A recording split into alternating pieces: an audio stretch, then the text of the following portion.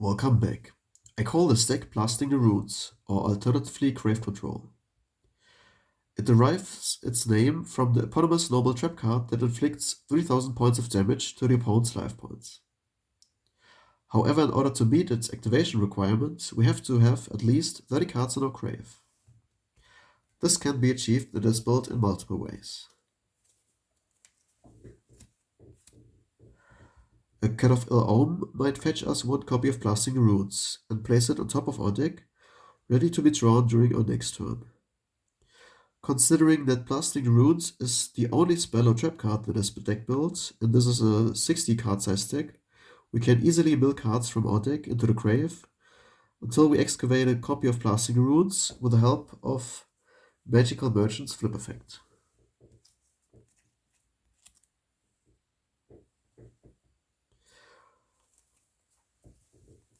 With Mask of Darkness Flip effect, we can recur Blasting the Runes from our grave.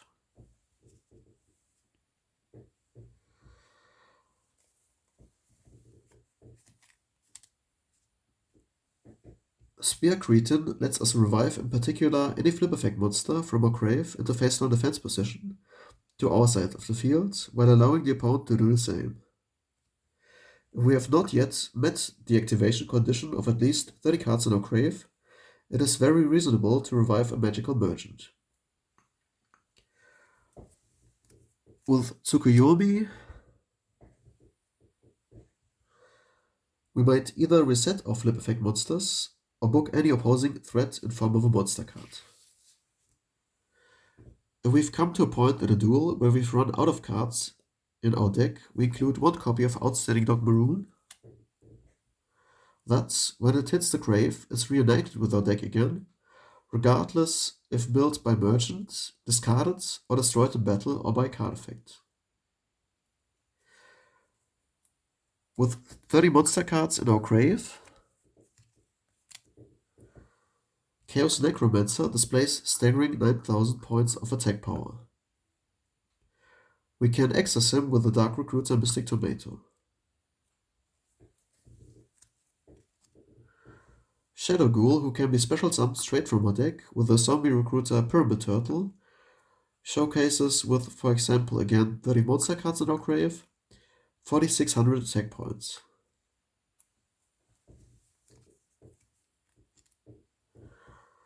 Pyramid Turtle might fetch us Shadow Ghoul or also Spirit Reaper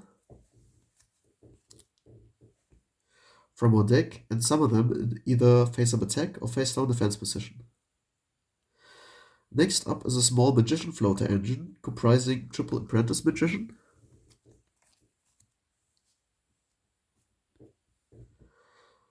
that on battle destruction can float into a face-down copy of herself, or into a face-down old Vindictive Magician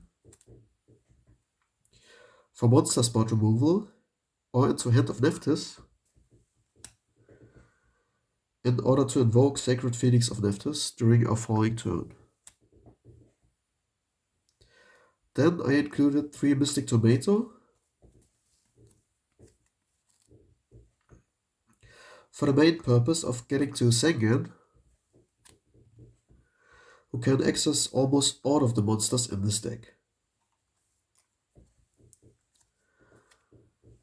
2 copies of Night Assailant to remove any threat in form of a hostile monster card, or by utilizing its secondary effect, that whenever discarded by, for instance, hostile delinquent duo, Assailant's effect lets us fetch any other flip effect monster from our grave.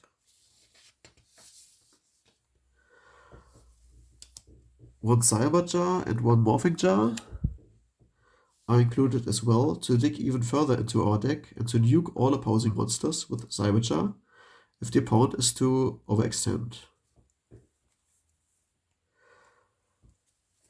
3 Shining Angel, accompanied by the Warrior Lady, can also access us Magical Merchant, whom we may book with one of our Tsukuyomi.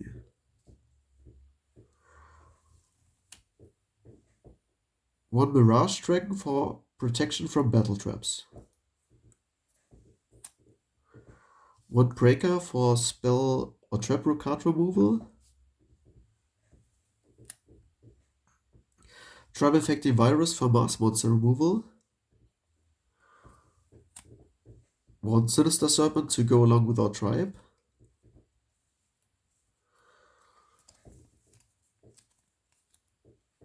And in Kuriboh, my most favorite card in the game, we have a hand trap that protects us from battle damage once. I play it as a 3-of.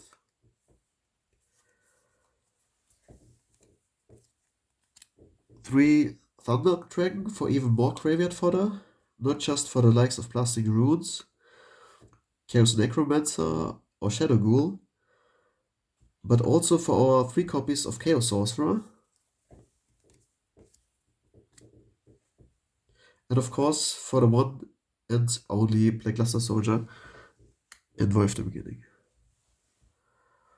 This deck comprises over 30 dark attributes and over a dozen of light attribute monsters, which renders all chaos monsters live most of the time.